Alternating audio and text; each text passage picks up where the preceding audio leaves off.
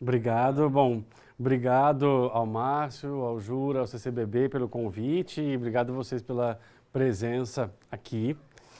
Ahn, Bom, o que eu pensei, a forma como eu pensei em organizar essa atividade aqui foi o seguinte: a gente vai só fazer esse primeiro bate-papo aqui rápido, aí a gente vai ver duas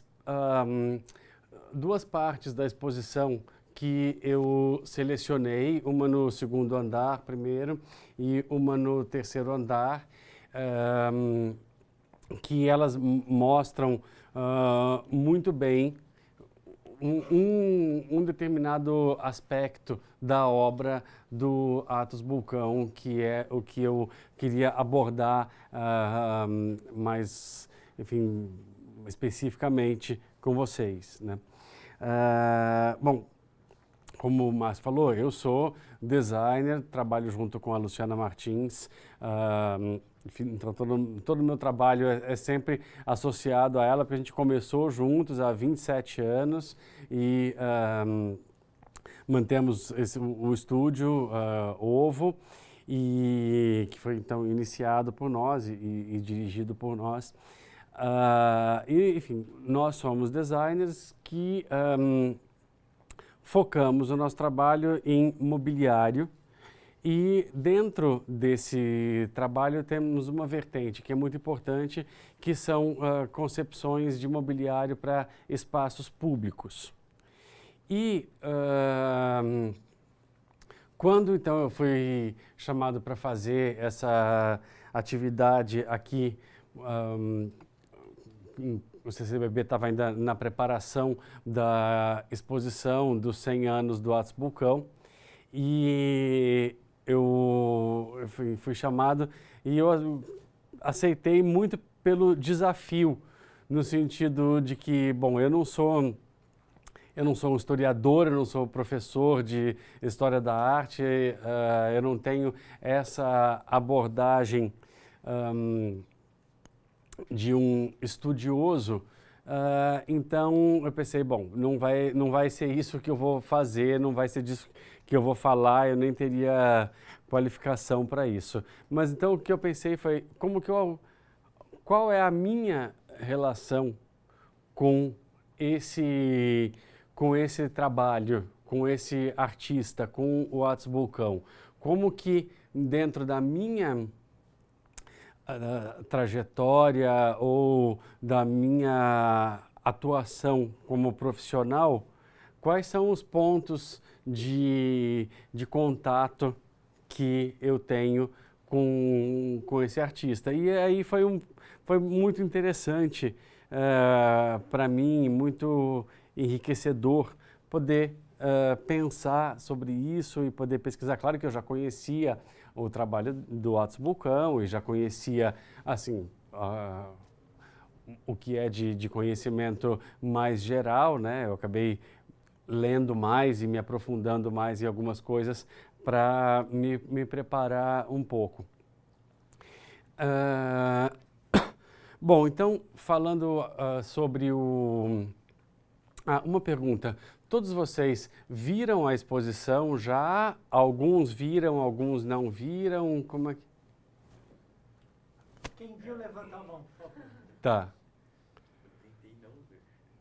Tá ótimo. Então, ok. Só para eu ter uma noção, bom, mais uma vez o CCBB está de parabéns, porque a exposição está muito bacana, muito bem feita, muito bem curada, montada.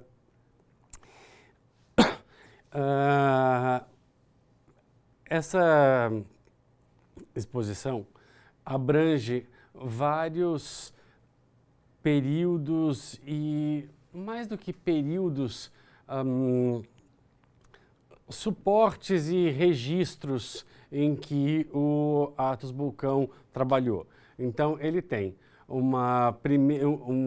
falando rapidamente assim, né, da trajetória dele na arte, ele começa as primeiras investigações dele com os suportes mais conhecidos de desenho, pintura, tem um período que eu não me lembro agora a data, mas é bem lá nos anos 50, onde ele faz uma investigação com o suporte da fotomontagem e ele trabalha bastante com essa técnica e com essa linguagem. E nesse momento ele começa a fazer as primeiras experiências dele dentro do que a gente pode chamar de arte aplicada. Então ele faz figurino para teatro, ele faz, enfim, vestimentas litúrgicas que inclusive estão aqui na exposição, faz também ilustrações para jornais e revistas, que também tem alguns exemplos aqui, e com isso ele chega no que vai virar realmente assim o grande campo de atuação dele, onde o trabalho dele cresce muito, que é a colaboração com arquitetos. E, notadamente, Oscar Niemeyer e o João Filgueira Lima, o Lelé, o Niemeyer é responsável por um número muito maior de obras, mas o Lelé também responsável por obras muito importantes em Brasília. O Otis Bulcão, nesse momento, é convidado pelo Niemeyer, após já algumas colaborações, que eu não me lembro exatamente quais, ele é convidado pelo Niemeyer para ir para Brasília, para fazer alguns projetos lá, e ele fixa residência em Brasília e morou em Brasília a vida toda até falecer. E ele falava, enfim, da cidade com muito carinho, com muita... enfim, dava para ver que não foi só uma opção foi para lá para trabalhar, mas ficou e, enfim, criou vínculos ali com a cidade. Bom, esse trabalho de colaboração dele com a arquitetura foi muito grande, muito prolífico, muito importante e acho que é provavelmente a faceta mais importante da obra dele. E essas colaborações, elas se fizeram em diferentes linguagens e suportes. Então, tem o trabalho dos azulejos, que é muito marcante e, enfim, foram inúmeros desenhos e composições de azulejos, mas também relevos. Os relevos também tiveram uma presença e um papel muito importante. O que eu, então, selecionei da exposição e também nas imagens e trechos de textos que eu trouxe para cá, para conversar com vocês a respeito, focam nesse recorte da arquitetura. Então, com isso, vamos lá para o segundo andar. Eu queria ver com vocês uma sala do segundo andar e uma sala do terceiro andar, que aí tem ali as obras concretas. Eu pensei, bom, vamos lá ver de verdade, aí as imagens aqui servem depois como um apoio para a conversa. O que eu acho que é muito bonito aqui nessa sala é que a gente vê, né, os azulejos e os projetos. Então é algo que ajuda a gente a entender o processo dessas composições.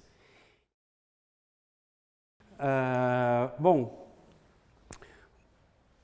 uma coisa que chama atenção aqui é que são vários azulejos de períodos diferentes, feitos para projetos diferentes, em datas diferentes, mas eles têm muitas similaridades de linguagem, né? A composição geométrica, abstrata, as cores chapadas,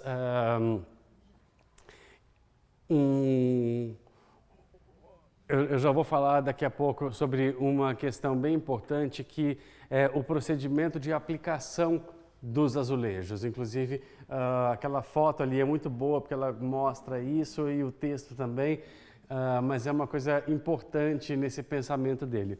Mas eu queria chamar a atenção para aquele painel que está lá no fundo, que é o único, se não um dos únicos painéis de azulejo que o Atos Bulcão criou com um motivo figurativo. E é muito interessante, né, quando a gente pensa na produção de um artista. Vamos chegar mais perto aqui, porque tem uma foto muito bonita da igreja, que é um projeto do Oscar Niemeyer, para onde esse painel de azulejo foi criado. E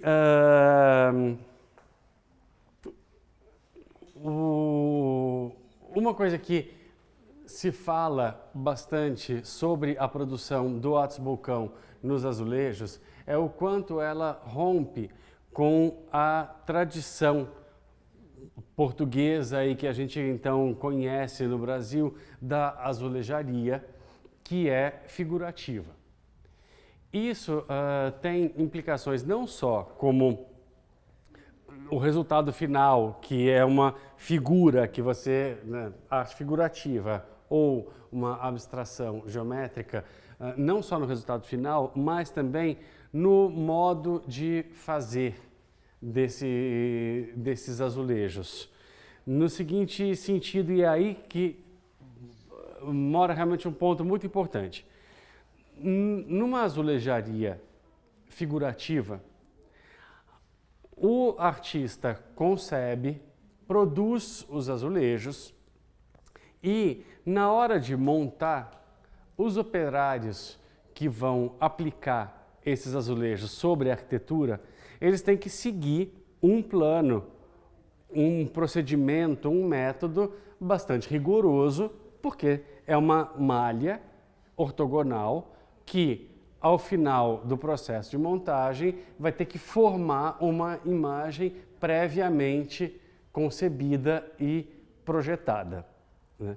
E aqui a gente ainda tem esse registro, porque, né, essa aqui, vamos dizer, isso está nessa posição, não pode estar de cabeça para baixo, quer dizer, existe um rigor do projeto para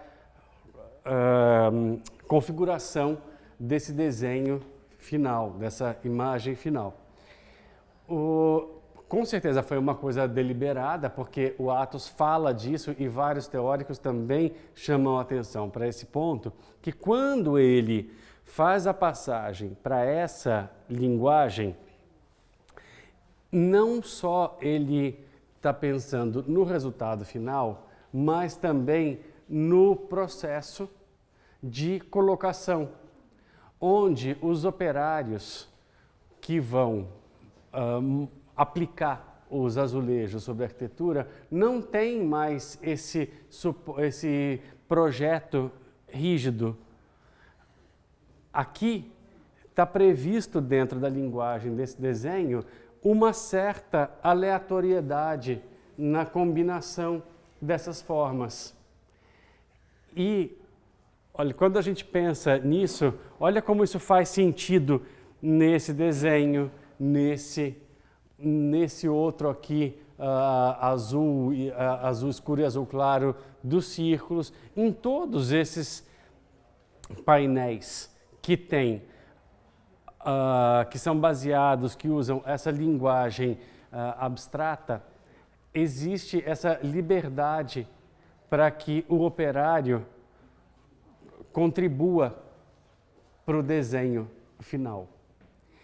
E isso é uma coisa que eu encontro particularmente importante e interessante no trabalho dele, porque isso fala de uma atitude estética, de linguagem e de uma atitude política.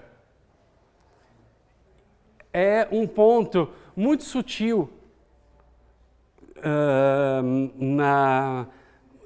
na maneira como esse grande artista, reconhecido já naquele momento como tal, convidado pelo estabelecimento, convidado por um dos arquitetos mais importantes já naquela época do mundo, como ele tem essa atitude generosa de incluir os operários na configuração da linguagem. E ele desenha, então, esses painéis de azulejo pensando também, claro que não só nisso, mas pensando também nisso. E então acho que não é à toa que esse grupo de linguagem figurativa tenha ficado restrito, quer dizer, a um exemplo, e essa pesquisa com a abstração geométrica tenha dado tanto mais frutos como a gente vê aqui, né? E olha, você vê, o desenho, até interessante essa pergunta, porque aqui a gente vê o desenho, onde basicamente você tem dois tipos.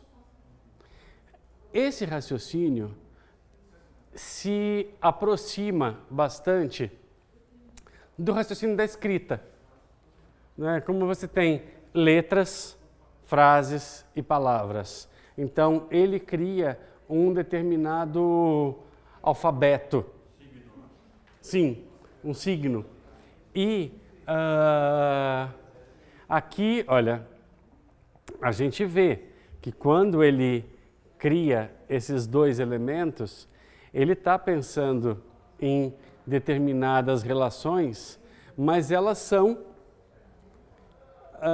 infinitas, livres. E aí a gente vê, né, o projeto em si, o elemento concretizado, físico, e aqui a foto dele, então, aplicado na arquitetura. Esse projeto aqui também acho muito bonito. E olha como ele aqui cria esse setor aqui, essa área do desenho mais aleatória, mais caótica, e aqui já algo com uma organização maior.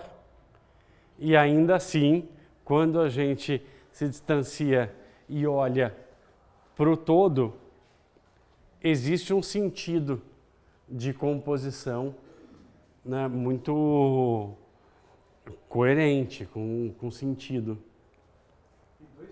Aqui, de novo, né, um elemento que ele vai mesclando com esses elementos em branco, vazios, que dão esse respiro na composição. Você vê que o desenho dele é um desenho sempre bastante rigoroso e o resultado final tem a mesma riqueza de composição, de ritmo, de grafismo que a gente vê nos outros ali. Aqui ele reduz mais ainda, né? É um elemento que vai enfim, ser usado nas diferentes composições. E aqui é bonito que a gente vê esse elemento sendo aplicado numa parede solta. Queria que vocês prestassem atenção nisso, porque eu vou lá mais na frente eu vou voltar para esse ponto da aplicação desse elemento nas paredes. Esse aqui é um que já fala de algo um pouquinho diferente daqueles outros, porque ele tem uma regularidade, uma estabilidade nessa composição, né? Mas ele, enfim, também não é que ele fazia a mesma coisa sempre. Tem uma diferença, mas é claro que guarda uma relação muito, enfim, bem articulada com tudo aquilo. Ele tem uma natureza não geométrica, não tão rigorosa quanto os outros. Enfim, ele guarda uma... Eu vejo esse desenho como um pouco como um bicho estranho, assim, dentro de toda essa geometria. Não por isso menos interessante, mas a gente acho que tem que olhar para esse aqui com um olhar diferente de como a gente enxerga os outros. Esse projeto não é exatamente o desse azulejo, são coisas da mesma linha, da mesma família, né? Aqui era uma cerâmica retangular e não um módulo quadrado. Mas, de novo, aqui ele pesquisava esse dispositivo à exaustão. São padronagens diferentes que se pode conseguir com tão poucos elementos. Aqui é um desenho espelhado que dá tudo isso.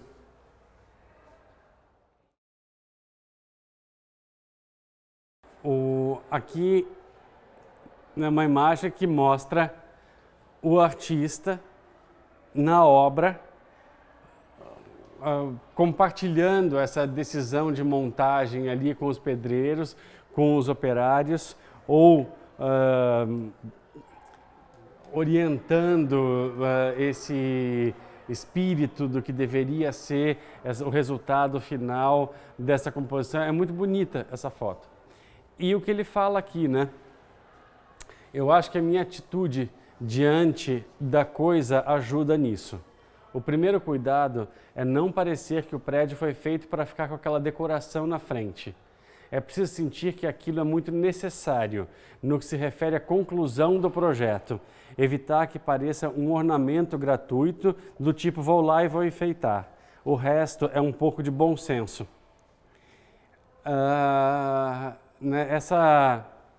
Esse trecho aqui dessa fala do próprio Atos Bulcão mostra como ele encarava esse trabalho como não sendo um ornamento, como sendo algo que está profundamente, intrinsecamente ligado ao projeto de arquitetura.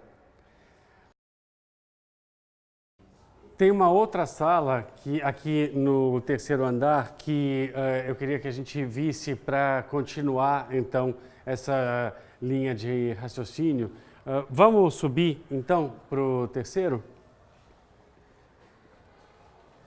Bom, aqui tem alguns assuntos legais para a gente aqui nessa sala, mas um deles é esse painel. Ali, na sala do segundo andar, a gente estava vendo os azulejos, os painéis de azulejos. São trabalhos gráficos bidimensionais criados para serem aplicados sobre uma parede, sobre uma superfície da arquitetura. Aqui, desculpa, a gente tem um relevo. Esse relevo foi criado para um projeto no Mato Grosso, Tribunal de Contas do Mato Grosso, se não me engano. Depois, na apresentação das imagens, eu coloquei algumas fotos da fachada do Teatro Nacional, que é também um outro trabalho de relevo muito importante que o Atos fez, esse em Brasília, Teatro Nacional de Brasília. Aqui a gente vê, né? pensamento análogo àquele da criação dos azulejos, porém com volume. É claro que aqui todo aquele assunto da quebra, das pequenas quebras de padrão na aplicação, aqui isso não existe, porque aqui é um projeto previamente desenhado, detalhado e executado, aplicado como relevo nessa fachada, nessa empena. Por outro lado, não tem aquele assunto, mas a gente tem um outro assunto muito importante aqui, que é a luz. Vamos imaginar, aqui a gente está num espaço fechado, mas a gente tem uma iluminação aqui. Essa iluminação é uma iluminação fixa, estável, que gera essas sombras. Isso nos permite pensar que esse tipo de trabalho aplicado numa fachada externa de um prédio, ele muda de acordo com a luz natural, com o ângulo de incidência do sol. Então é algo muito bonito como comentário sobre a natureza, esse prédio que vai sutilmente mostrando a passagem do dia, as diferenças entre a luz de inverno e a luz de verão, um dia ensolarado, um dia chuvoso. Enfim, é uma arquitetura que comenta e que ressalta isso. Eu particularmente acho maravilhoso esse painel, assim como o do Teatro Nacional, que a gente vai ver a foto.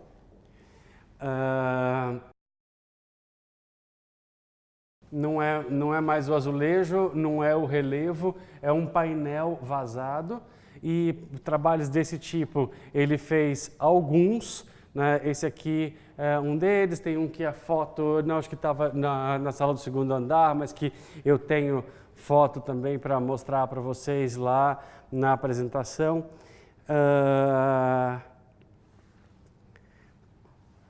O que me chama a atenção nesses três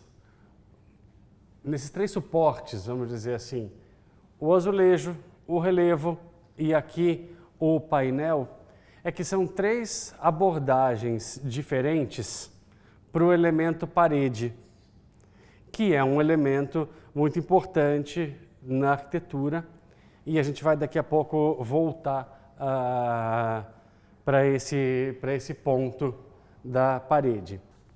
Esse aqui é um painel, aqui está o projeto, e aqui ele aplicado, criado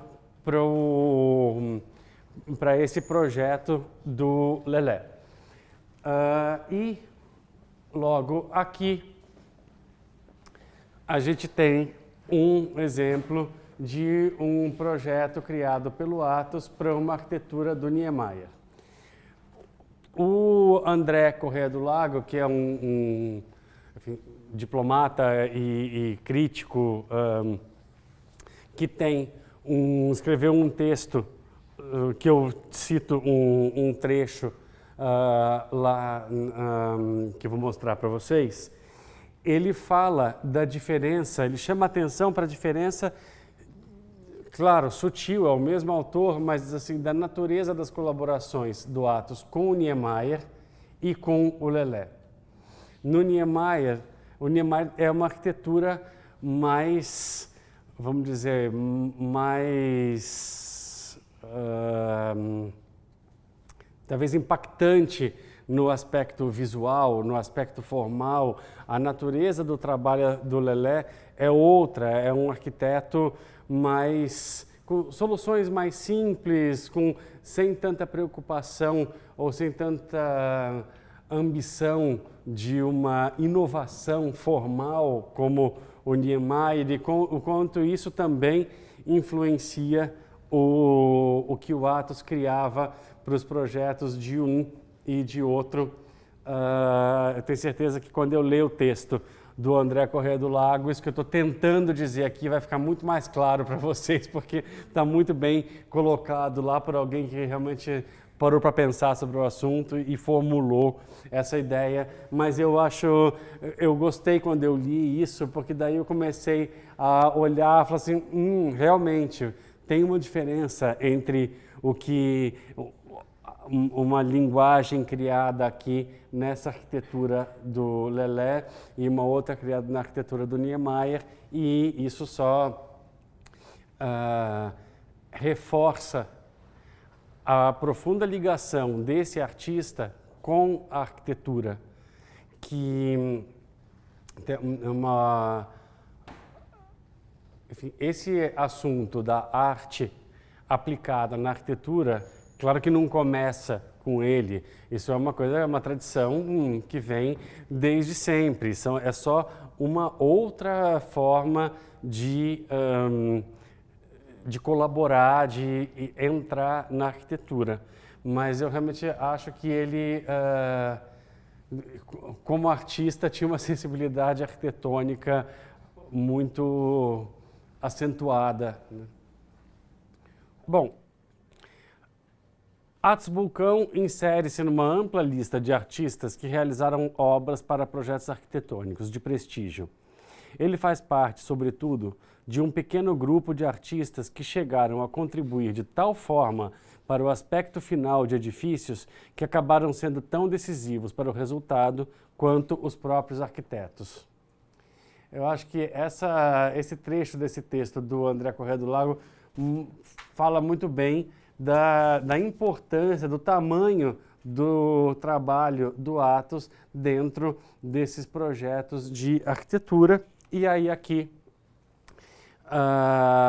eu mostro essa foto da fachada do Teatro Nacional lá de Brasília, que é o que a gente estava comentando ali há pouco, né? Um projeto análogo àquele do Tribunal de Contas do Mato Grosso.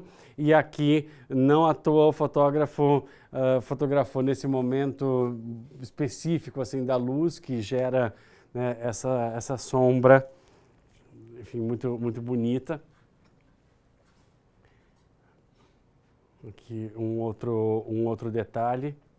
Essas fotos também estão todas no site da Fundação Atos Bulcão, então quem quiser olhar lá. Tá? Bom, aí aqui o Agnaldo Farias, que é um crítico de arte, mas com formação em arquitetura, professor da FAO-USP. O grande relevo aplicado sobre a fachada lateral do Teatro Nacional de Brasília, obra-prima de Atos Bulcão, evoca o célebre primeiro lembrete aos senhores arquitetos de Le Corbusier, segundo o qual a arquitetura é o jogo sábio, correto e magnífico dos volumes reunidos sob a luz. Enfim, acho que ele realmente deve ser uma relação muito feliz entre essa frase do Le Corbusier, enfim, o mestre da arquitetura, fundador da arquitetura moderna, e esse trabalho do Atos sobre a fachada lateral do Teatro Nacional. Bom, aqui eu mostro alguns exemplos dos azulejos, como a gente já viu aqui embaixo. Né, esse lá, a igreja lá do Niemeyer. Bom, aí aqui de novo o Agnaldo Farias, olha o que ele diz. De volta ao azulejo, porque no texto ele já vinha falando de azulejo, seu uso desde então era duplamente justificado por Lúcio Costa, patriarca e principal teórico da nossa arquitetura moderna. Por suas propriedades plástico-funcionais e por sua relação com a nossa tradição construtiva. No que se refere ao primeiro aspecto, o azulejo, ao passo em que se revela mais adequado ao clima tropical que as paredes pintadas, refratário ao sol e mais resistente às chuvas do que elas, como suporte pictórico dissolvia a parede, garantindo que ela não fosse interpretada como elemento estrutural, mas exclusivamente como vedação. À medida que propiciasse esse entendimento, a função estrutural do edifício caberia, de fato, a quem de direito.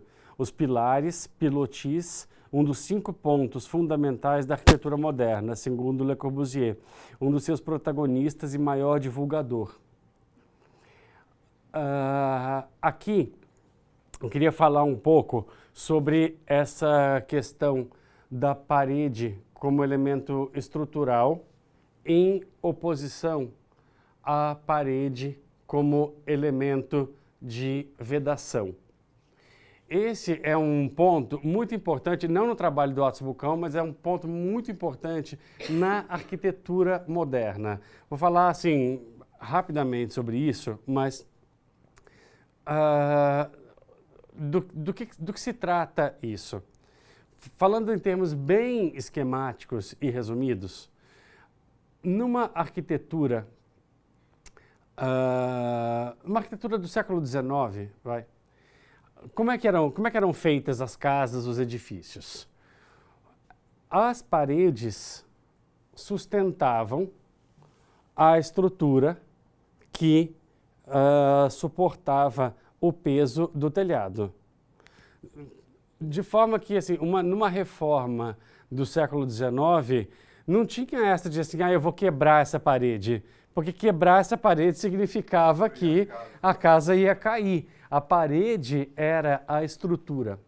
E esse foi um dos pontos fundamentais da arquitetura moderna, que era entender que o edifício ele tinha que ser estruturado a partir de um esqueleto formado por pilares, vigas, linhas, e essas linhas deveriam dar conta, né, como o Agnaldo coloca aqui,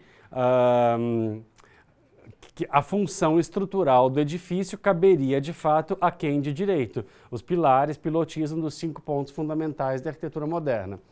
E a parede, então, passa a ser um elemento do que se convencionou chamar de vedação. É um elemento que não tem mais função de estruturar o edifício, suportar o peso da cobertura, mas simplesmente dividir espaços, isolar o ambiente externo do ambiente interno, enfim, funções não estruturais, mas de construção da espacialidade. E é nesse sentido que aí eu amarro com aquilo que a gente estava falando lá atrás, comentando sobre o texto do próprio Atos, que está lá na parede do 2º andar, que ele de forma nenhuma entendia o trabalho dele como decoração, como ornamentação de uma folha em branco. Ele entendia, e os arquitetos, e não era à toa que também ele foi tão... enfim, trabalhou tanto nessas colaborações com a arquitetura, mas eles entendiam esse trabalho dele como algo, um elemento de linguagem que evidenciava esse ponto que era muito importante para eles. Era para afirmar, era reafirmar, dizer, olha, essa parede, ela está solta.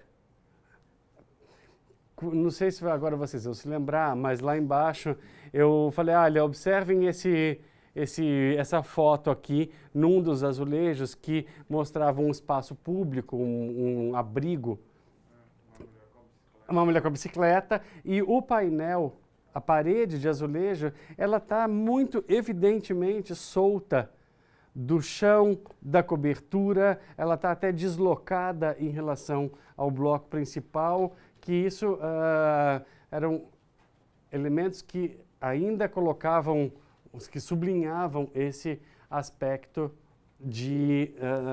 da parede não ser a estrutura. Então esse ponto eu acho bem importante.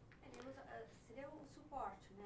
Isso. A gente fala assim, ele se apropria da parede como um suporte. Como um suporte, e aí, ao se apropriar, ele evidencia a independência dessa parede dentro do sistema da arquitetura. É porque Então, essa coisa que você falou da decoração, que é muito agregada também à parte, né, artística, né? Porque o artista ele vai entrar para finalizar, né? Isso. A decoração. E aqui não é isso, ele não está entrando para finalizar, ele entra como elemento constituinte da linguagem. Bom, aqui então são outros exemplos de azulejos e aplicações, como eu disse, alguns que a gente já viu, outros não. Mas olha como, vendo esses azulejos sob a luz dessa observação do Agnaldo Farias, a gente enxerga outras coisas. Bom, aqui tem então essa ideia destacada pelo Paulo Erkenhoff. Athos cria o desenho modular do azulejo e entrega a composição do painel aos operários que afixam as peças. Valorização de todo fazer, de todo trabalho. O artista liberta-se das regras do ritmo e do encaixe, ao libertar o operário das regras de combinação. Não há uma composição a recompor mecanicamente como um quebra-cabeça. O corpo do operário é libertado da alma do artista, a composição, sob a perspectiva do Michel Foucault de vigiar e punir. Essa atitude pela liberdade tem um significado na sua inscrição nos muros de Brasília, cidade onde a utopia social e urbanística se perverte em normas de controle dos cidadãos nos tempos de ditadura. Então, enfim,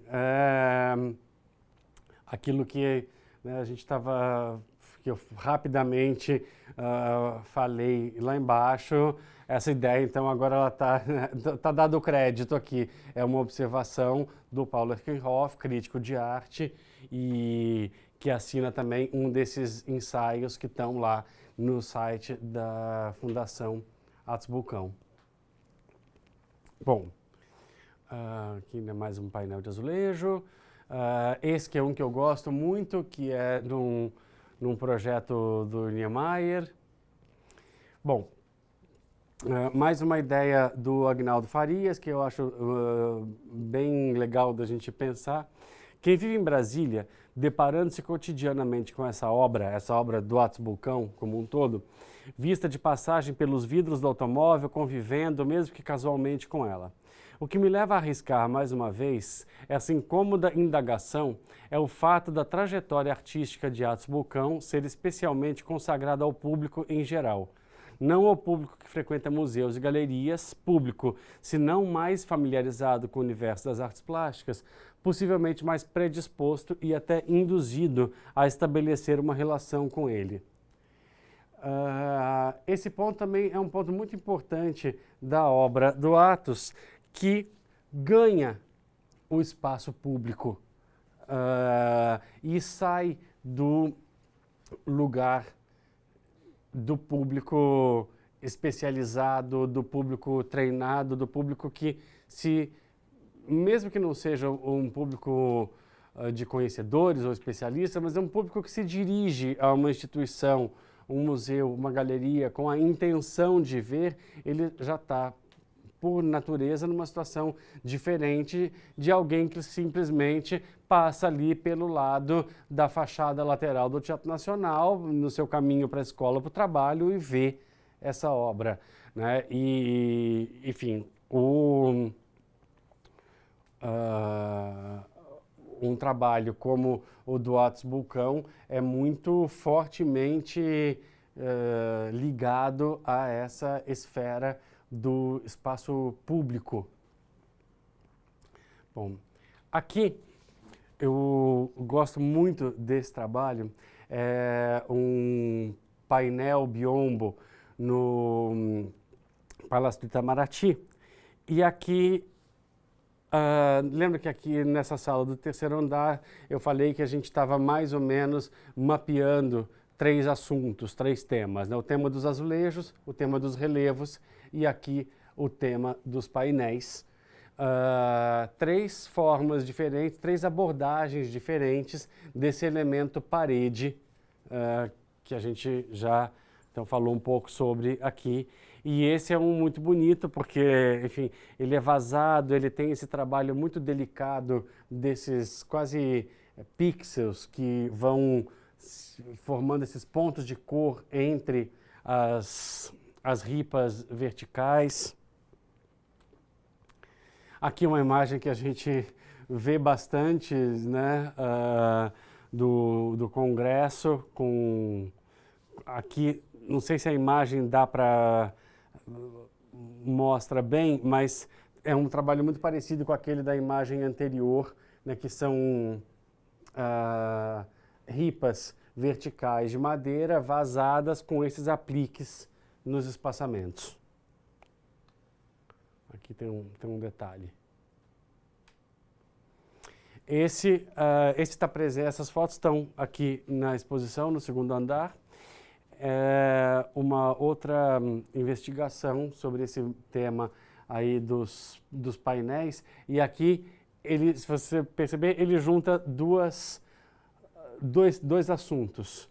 Esse grande painel que vai do piso até quase o teto, ele é formado, aqui a imagem não está mostrando muito bem, mas ele é formado por módulos, num pensamento análogo ao pensamento dos azulejos. Aqui eu destaquei esse trabalho porque ele mostra aqui para a gente uma outra investigação do relevo. Lá na fachada, porque ele estava trabalhando fachada externa, com luz, enfim, incidência de luz, então é um relevo que se projeta. E aqui é um baixo relevo, isso é num espaço interno. Esse trabalho eu acho lindo, é um painel e relevo, então você vê que isso é uma coisa que vai aparecendo, né? O artista vai levando elementos de um suporte, de uma linguagem para um outro, então aqui é um painel onde ele usa esse recurso dos relevos e das cores. Bom, aqui aquilo que eu estava rapidamente falando ali embaixo, né? A obra de Athos adquire dimensão muito diferente quando associada à arquitetura de Lelé. A arquitetura de Niemeyer caracteriza-se pela surpresa, as curvas e a monumentalidade. A de Lelé concentra-se na valorização das soluções estruturais. As contribuições de Athos para esse outro grande mestre da nossa arquitetura não parecem obras em exposição, e sim elementos de dimensão mais humana e materiais mais modestos, que muitas vezes podem ser movidos, como no caso de painéis e divisórias, ou simplesmente tocados e utilizados, como os objetos e peças de caráter lúdico, introduzidos nas áreas destinadas a crianças. Inclusive, achei muito lúdico o que tem lá embaixo, que são na vertical. Uma sequência de painéis, assim, sim.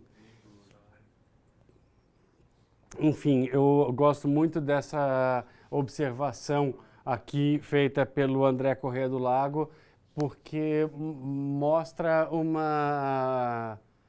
Não sei, ela me fala de uma generosidade de olhar desse artista e sensibilidade que entende a natureza de cada um desses grandes autores, ambos são grandes autores, o Niemeyer e o Lelé, porém cada um com a sua especificidade, cada um com os seus objetivos e voos em dimensões, em direções próprias que ele acompanha. Então aqui só coloquei um pequeno exemplo de uma colaboração dele num prédio do Niemeyer. A gente já viu vários outros aqui, né? Esse é o edifício em Belo Horizonte, da Praça da República. E aqui, num projeto do Lelé, essa divisória desse espaço interno. Aqui também um outro, esse a gente viu aqui embaixo, né?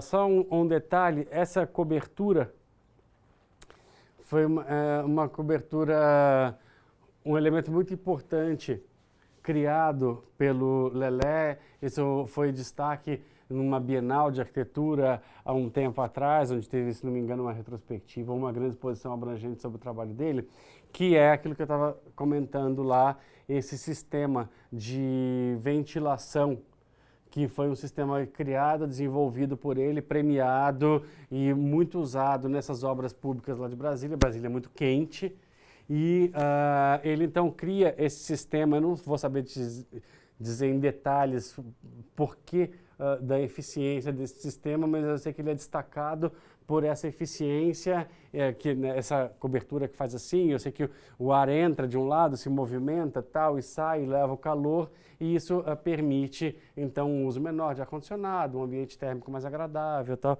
É um elemento muito reconhecido da obra desse arquiteto. Bom,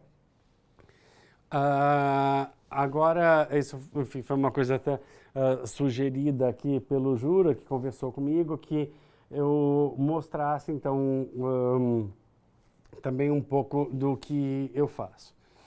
Eu selecionei aqui três projetos de espaços públicos. Um café da Bienal, da Fundação Bienal, que fica no prédio da Bienal, naturalmente, no Ibirapuera, um projeto do Niemeyer. Um segundo projeto da Pinacoteca do Estado, a sala de leitura da Pinacoteca do Estado, que é um projeto, é um prédio original do Ramos de Azevedo, que foi remodelado nos anos 90 pelo Paulo Mendes da Rocha. Paulo Mendes da Rocha faz uma intervenção importante nesse prédio. E a Galeria Vermelho, que é uma galeria de arte, também um projeto do Paulo Mendes da Rocha. Eu selecionei esses três projetos por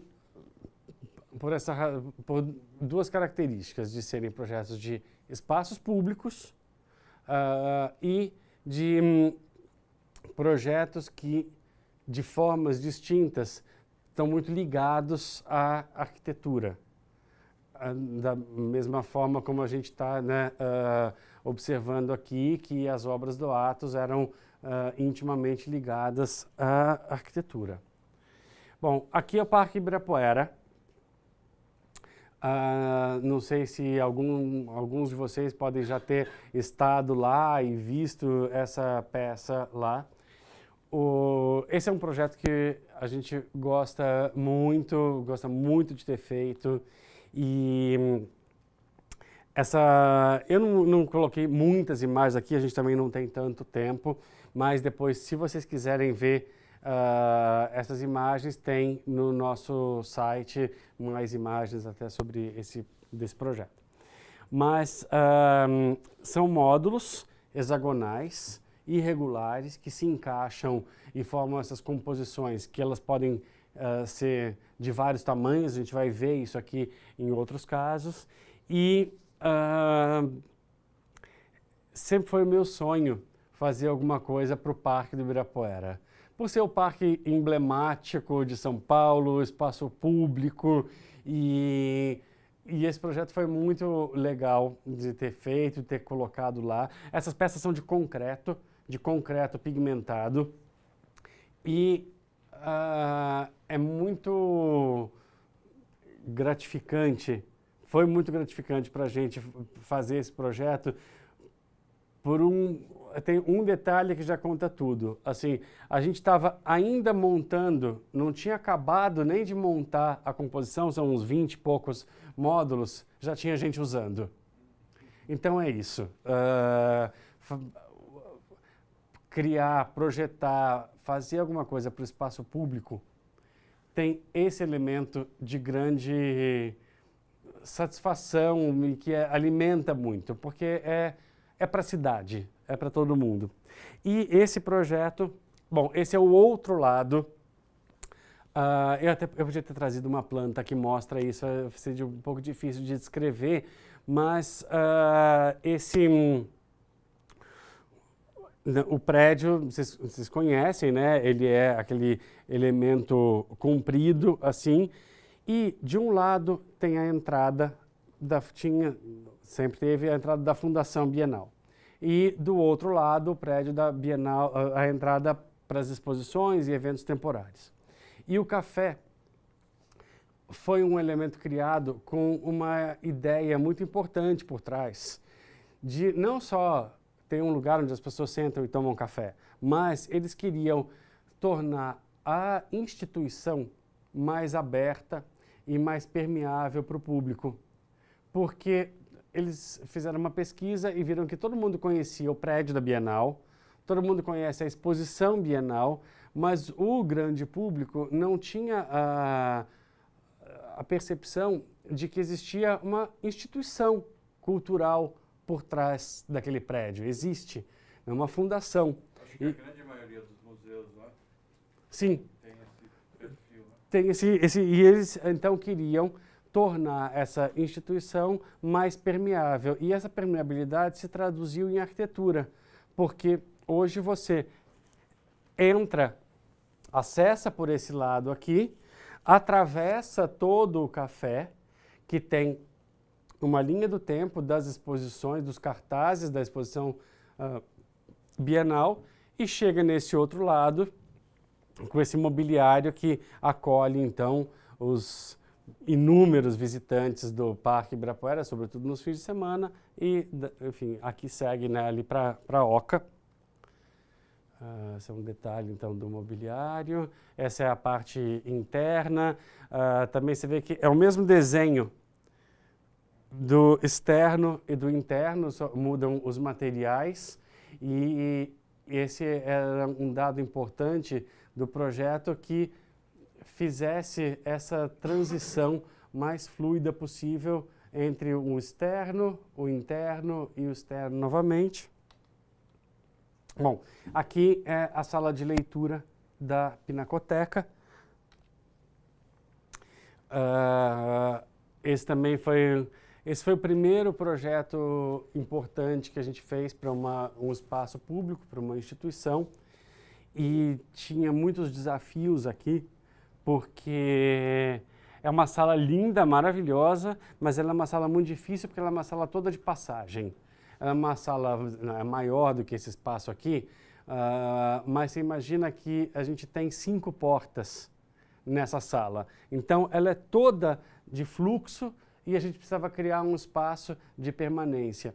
A demanda do museu era muito interessante, que era criar não é uma biblioteca formal, mas é uma sala de leitura onde tem livros e catálogos que se relacionam com o acervo e com as exposições. Então, criar essa sala onde as pessoas pudessem, ao final do percurso, que é um percurso grande, longo, cansativo, fazer ali uma zona de descompressão antes para deixar essa experiência de visitar um museu, de conhecer um acervo importante, sedimentar um pouco antes de já ir para a loja, já ir para o café, já voltar para a rua, E então a demanda era essa. E um outro ponto importante também, que era o seguinte: esse é o segundo andar, é o andar da coleção permanente do século XIX, pintura acadêmica. A sala antes é Brasil Império, e a sala logo depois dessa é Bernardelli, que é o maior escultor acadêmico que a gente tem. Então eles colocaram o seguinte: a gente precisa informar ou ressaltar para o visitante da instituição que ele está olhando para o século XIX a partir de hoje, a partir do século XXI. Sabe? Aqui não é sem nenhum demérito, mas aqui não é o Museu Imperial de Petrópolis. não é viagem no tempo, não é filme de época. A gente está olhando para esse acervo com a cabeça de hoje. Eu observei que parece que é uma passagem, assim, quer dizer, é um pit stop, né? Uma paradinha.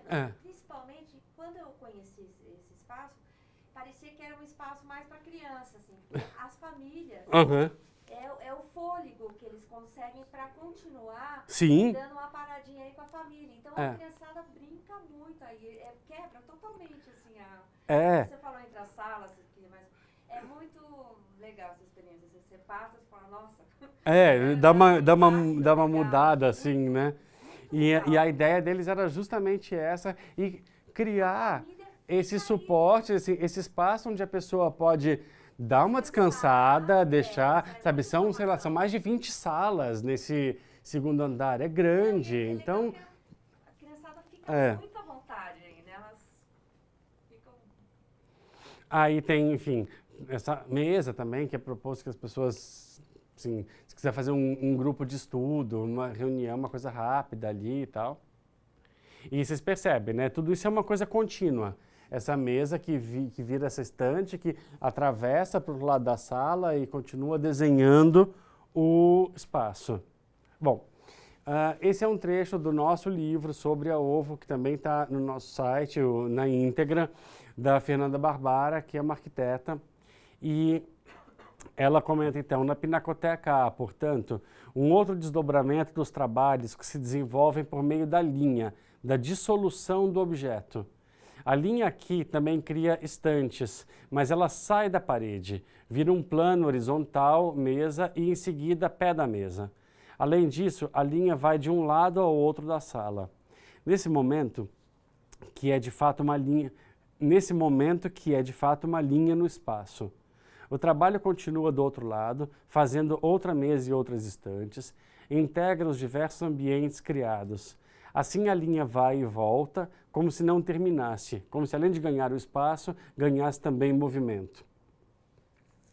E, bom, vou continuar aqui. Essa é uma outra visão da sala, né? Mais um detalhe aí. Bom, aqui, Galeria Vermelho. Uma galeria de arte e, enfim, é uma galeria que trabalha muito incentivando seus artistas a pesquisar novos suportes, novas linguagens e nesse espaço eles queriam abrir uma possibilidade dos artistas mostrarem trabalhos que não fossem nos formatos parede, que não fossem, então que fossem livros, objetos, edições, coisas que fugissem ao formato da sala, do espaço expositivo e se aproximassem mais até de um formato livraria, loja de objetos, enfim, coisas menores e com essa característica de tiragem, não só menor no tamanho, mas da natureza da tiragem, enfim. E também a galeria é um projeto do Paulo Mendes da Rocha.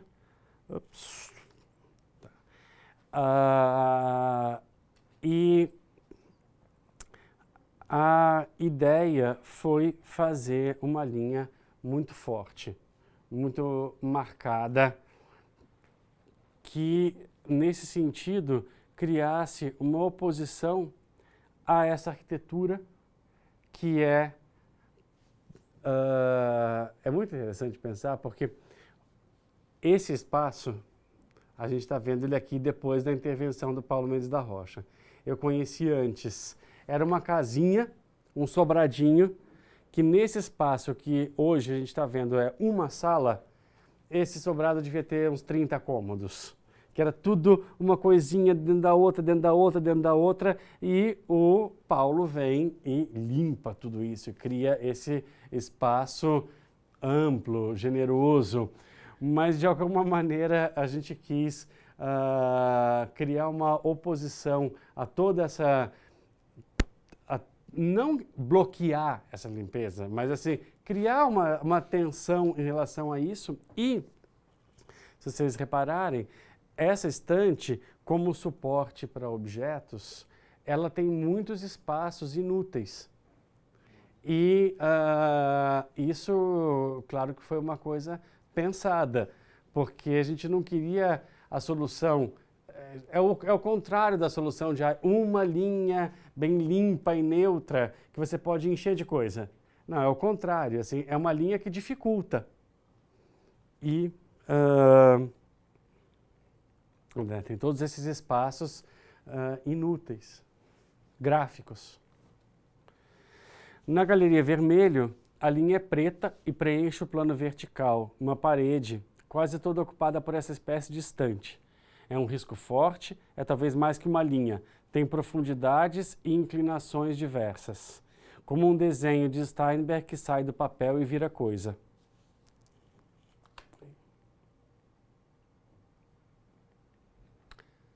Gente, é isso.